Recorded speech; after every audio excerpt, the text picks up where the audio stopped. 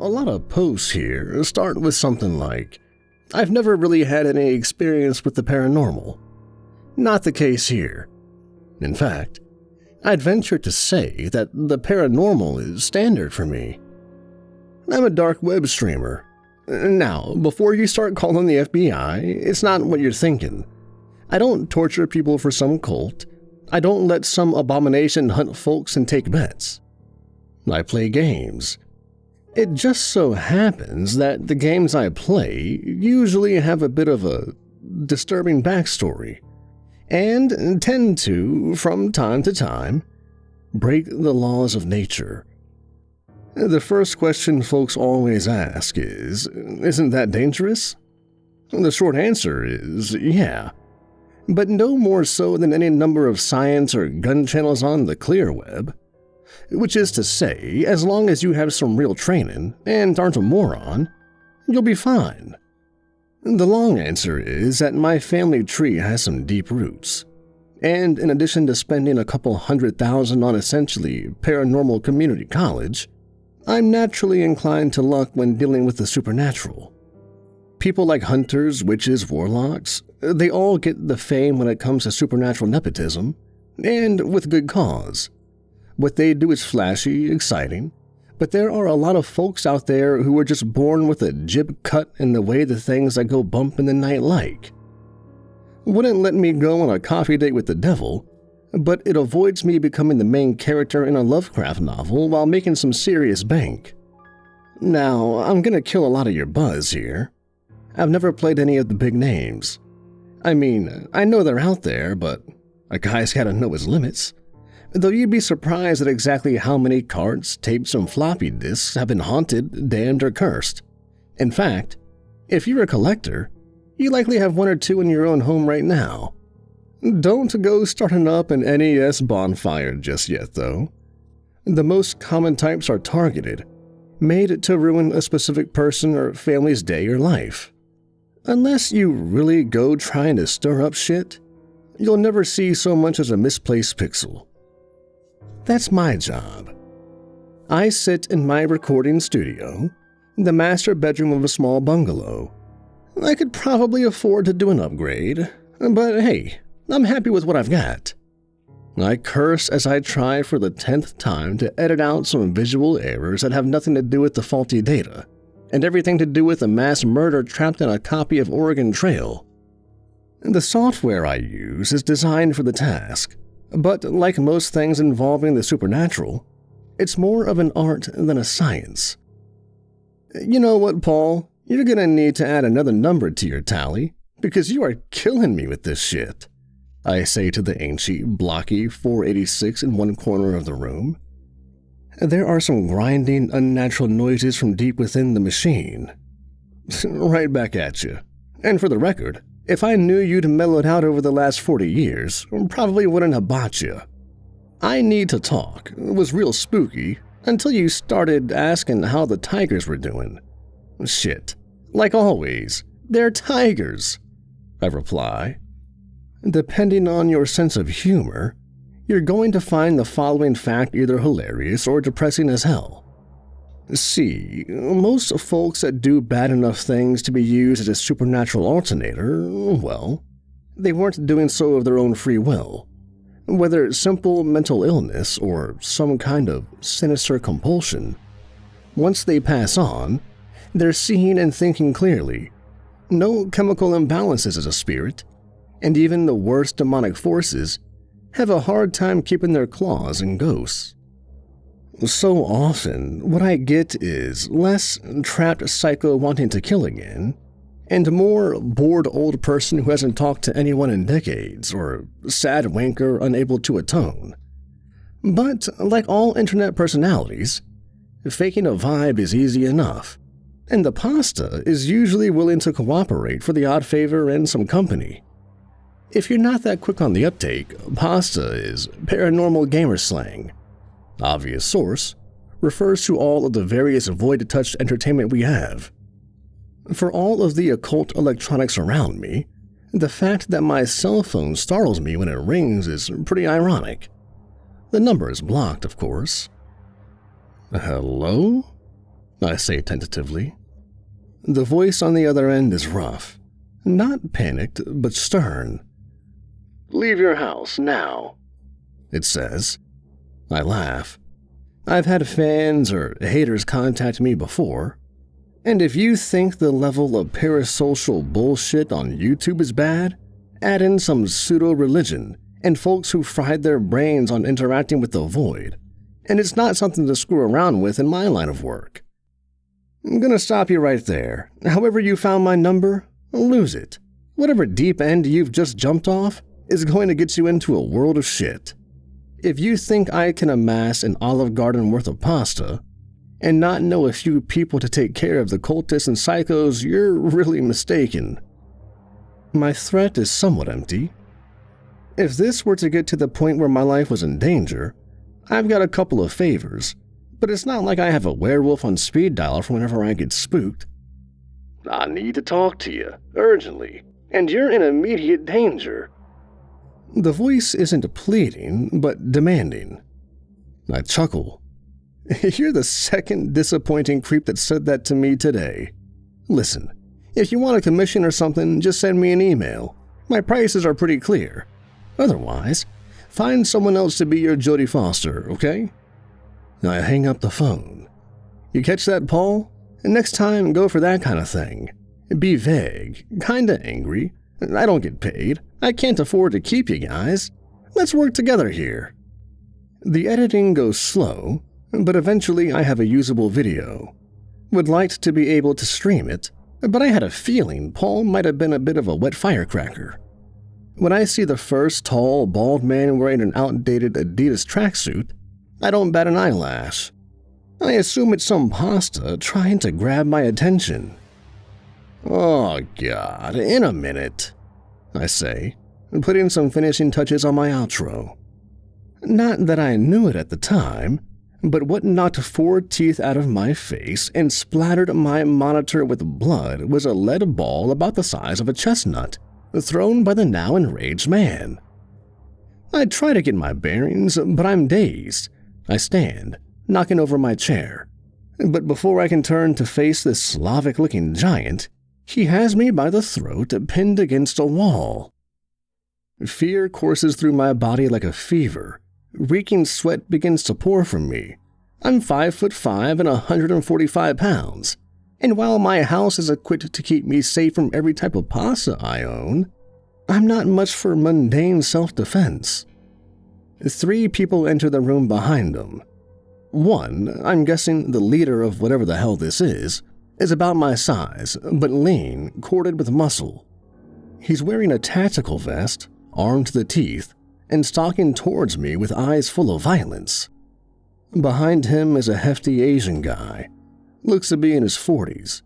He's less armed, and a pistol is all I can make out. But I recognize some of the other items he's carrying, and get a sinking feeling of dread.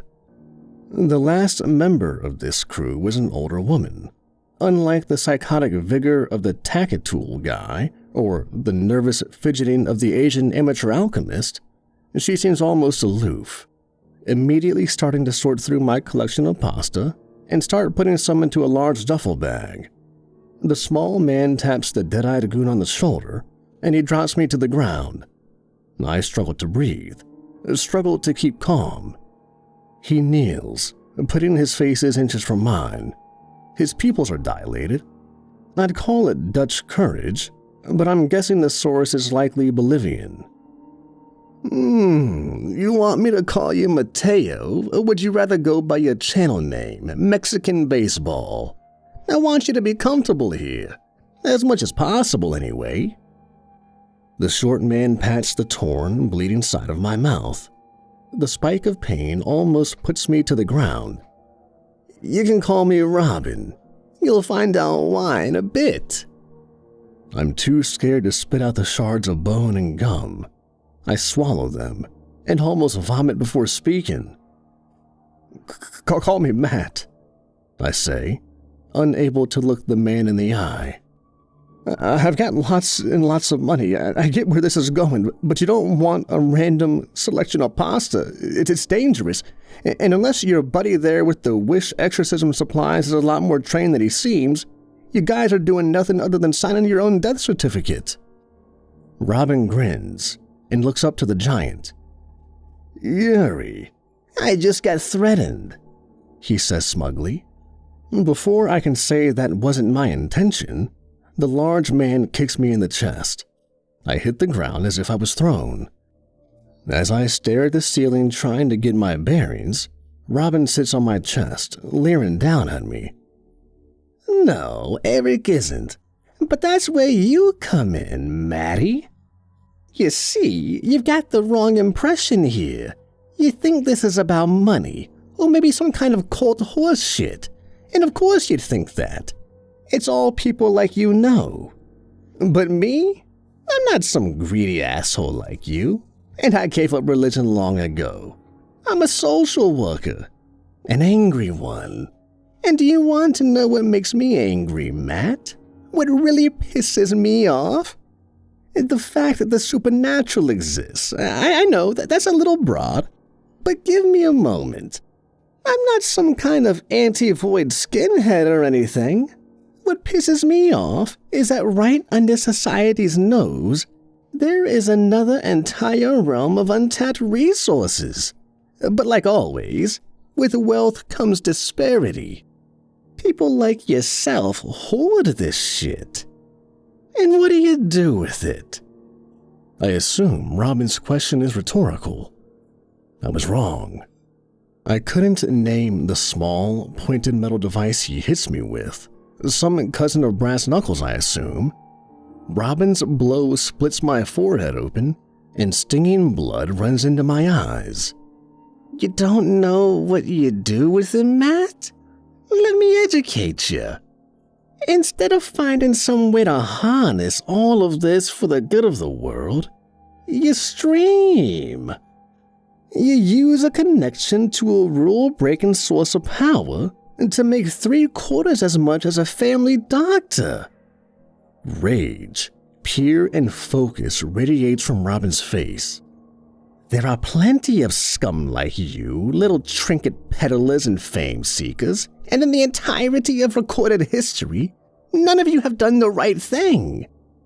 In a flash, Robin stands, and before I can try and get my bearings and run, Yuri is picking me up, sitting me in my editing chair. You have no idea how scary duct tape can sound.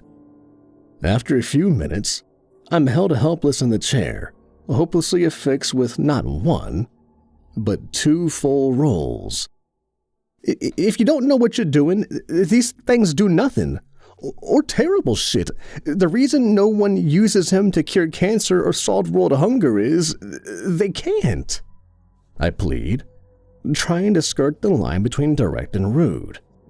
It's only Robin, Yuri, and myself in the room. I hear the other 2 rummaging through other rooms. So you say, but I have no intent on doing a smash and grab and taking my chances. My friends know enough. And you, Matt, you can tell us the rest. Robin ends this statement with a wicked grin. No problem, I say simply. At this point, if these idiots want to play Russian roulette with the paranormal, let 'em. Didn't think there would be. But here's the part you're not gonna like. I don't want there to be any funny business, and try as I might, I've only got one idea as to how to make that happen. Understand, Matt, tonight isn't, if you fuck me over, I'm gonna hurt you. No, tonight, Matty boy, there's no way you make it out whole. The only question is, how many pieces wind up on the literal cut-in room floor? I know something terrible is coming as Robin finishes his sentence. The room is silent, only the vague noises of searching from elsewhere in the house. Seconds stretch out like drops of molten glass. Not right this second, Robin says, shaking his head and laughing. His two companions enter the room, a large bag filled with discs, cartridges, CDs, and handheld devices in tow. They empty them on the floor, and my immediate reaction is there's no rhyme or reason to them. Like what someone who knew nothing of cars would bring back from AutoZone to fix an engine. Except for one. A deep crimson LCD handheld console. On the back, gauged into the plastic as if by a knife or maybe a claw, are the words Mr. Game. That's not good. That's something I regretted buying about a week after doing so, and have spent about 2 years trying to find somewhere safe to dispose of it. And the first question of the night, which one of these screws with electricity? Screws with electricity? What are you talking about? My reaction is maybe too genuine. The fact this guy has no idea what he's talking about means his expectations are going to be unattainable. My heart races as I realize how bad this is for me. He looks up to Eric. What do you say? Eric is unsure of himself, but Robin doesn't pick up on it. One of those doesn't need power. I just don't know which one. I understand Eric isn't mistaken. He's lying. Whatever street cred he convinced his boss of, he doesn't have. Not to say there isn't any unpowered pasta. Unplugging the system and it keeps going on is like trope number 1. I just don't own any. I've heard brutality, both literally and secondhand from some of the more talkative pasta.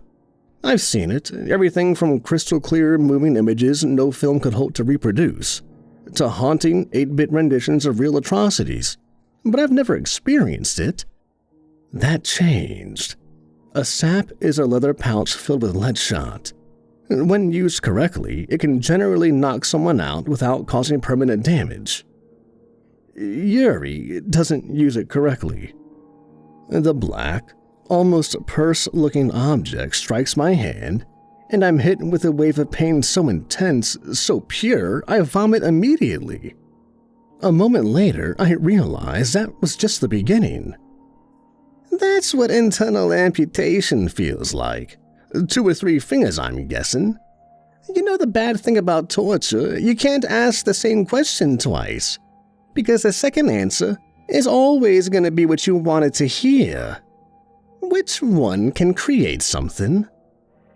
Robin's cool, entertained demeanor shakes me harder than any brush with the other side has. My hand is starting to swell, pressure building between the tightly wrapped tape and arm of my editing chair. It takes me a few tries before I can speak. They don't. None of what I have does. I think of lying, but give the man the truth, trying to get this over as quickly as possible. He looks to Eric for an answer. Eric briefly makes eye contact with me. He's right, I think, the imitation relic hunter says. I think isn't a really definitive answer, Robin replies.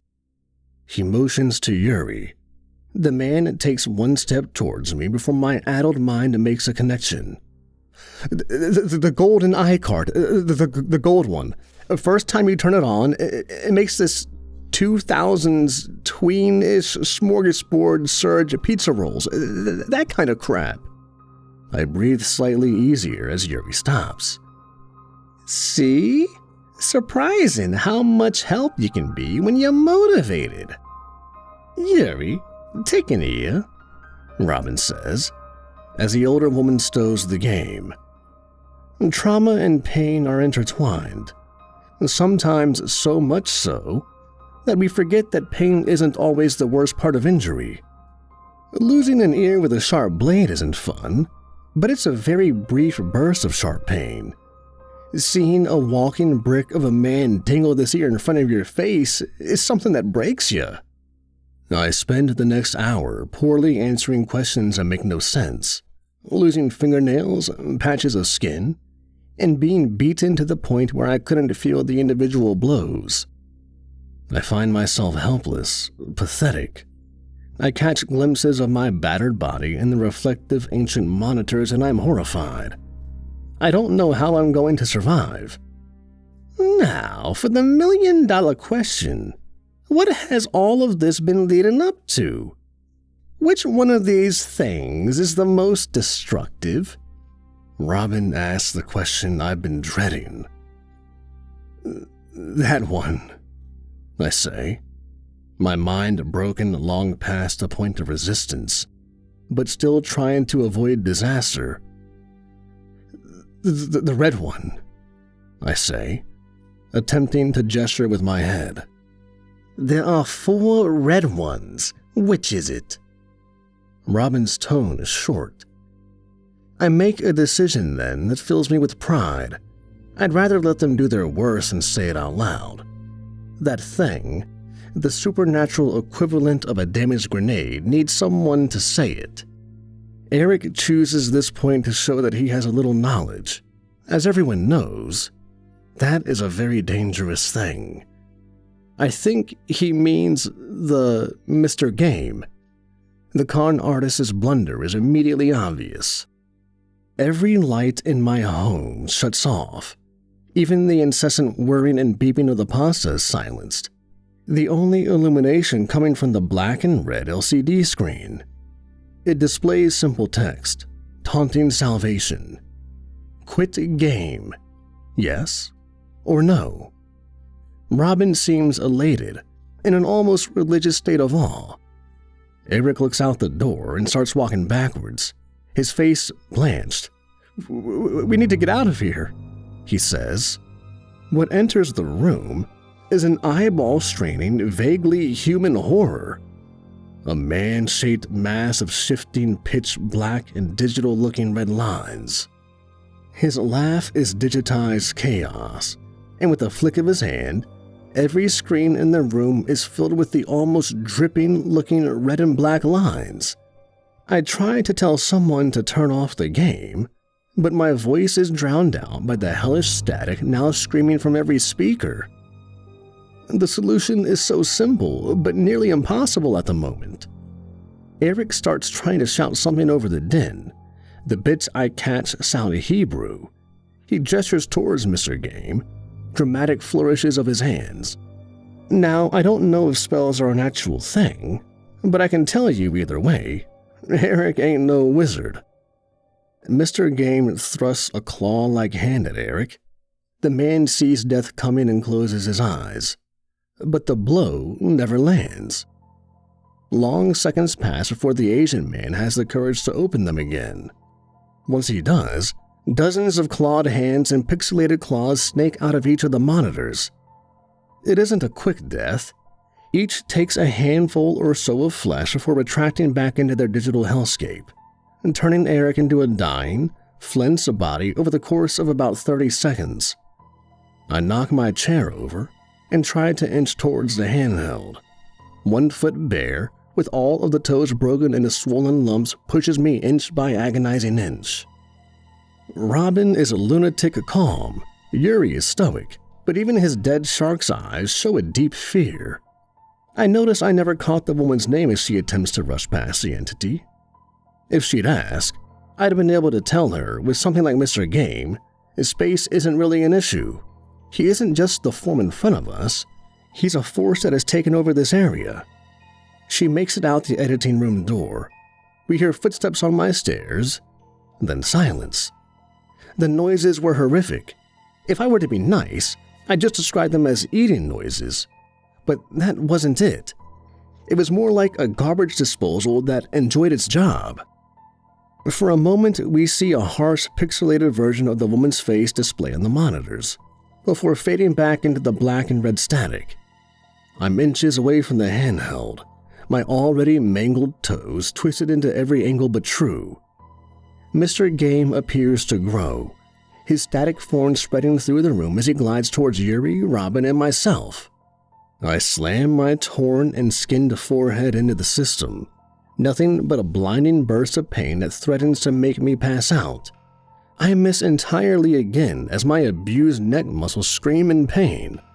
The third, though, like a light switch, turns the impromptu horror film off. Robin is laughing, giddy, energized by this display of supernatural force. I can see the concern on Yuri's face, but either he's being paid well or scared of the small man. The little psycho flips my chair up, sending fresh pain through every part of my abused body. Didn't I tell you this guy would be useful, Yuri? Oh, the shit I am gonna cause with this thing. Matty boy, this is the kind of thing that will make people listen. This is the kind of thing that will give a voice to the voiceless. We're gonna make history, kid. As soon as I make sure you aren't gonna pull a runner on us. Robin slowly pulls a long combat knife from his vest. The tip pierces the skin just behind my knee. My eyes are wild with shock, my brain a mess of fear and trauma. Then a voice. Not one I've heard much, but a familiar voice nonetheless. It's low, harsh, and angry, with just a hint of a speech impediment. Which one of you guys is Mateo? The owner of the voice enters the room. He looks to be in his late 30s, 6 foot tall and built like a boxer. He wears dress pants and a short-sleeved black dress shirt. A gray suit jacket is draped over one arm. Robin looks shocked but confident, a hand on an oversized pistol in his tactical vest.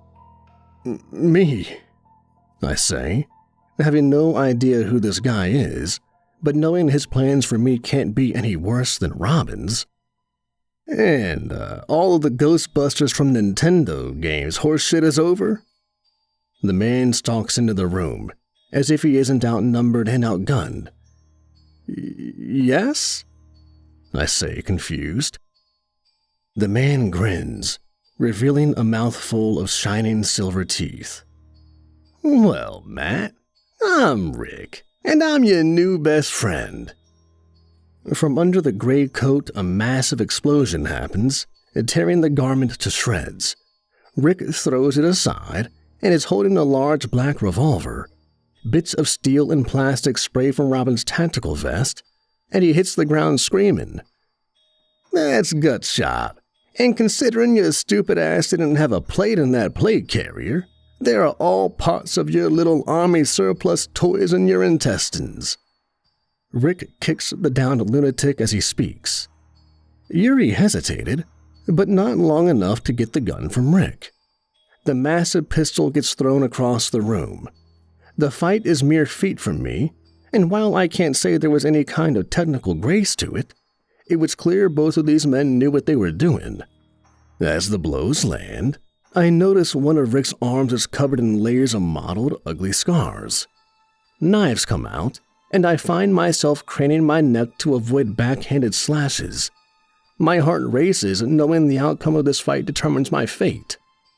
Both men are tired, cut in dozens of places. The Russian smiles, pulling on reserves of strength. My heart sinks as Rick waves his hand in submission. I'm done. This kid isn't worth my life, and I'm sure that lunatic that hired you isn't worth yours. Rick says. Screw you, Yuri says simply. How much screw you does 100K get rid of? Rick retorts. Most, but I don't take checks, little man. Yuri's statement creates a thick tension in the air. Slowly, calmly, Rick reaches into a pants pocket, pulling out a set of keys, tossing them to the bleeding bruiser. That car's about 80K. There's another 40K in the trunk. We square? Rick says, sounding like he does these things daily.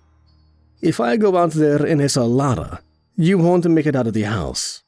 Yuri replies, shoulder-checking Rick as he walks by. I start to ask Rick a question, and he holds one finger up, silencing me. Wait for it, he says, as I wonder what I'm waiting for.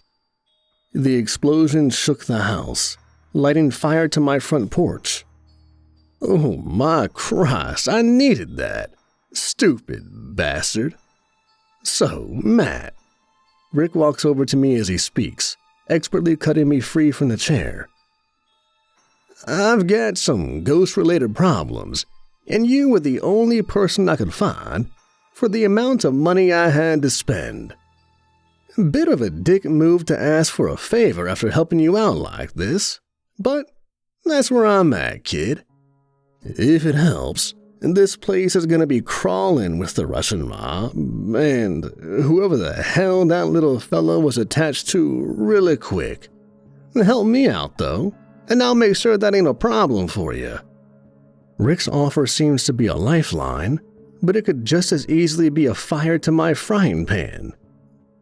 20 minutes later, we're getting into a car that is most certainly not worth $80K, as my house was engulfed in some flames that were expertly prodded along by the mysterious man driving me. I told the guy I'd help him, but to be honest, I'm just as likely to take off the first chance I get. That being said, I wouldn't be posting here unless I needed advice. What do you guys think? Do I owe this guy anything? Do any of you know who he might be?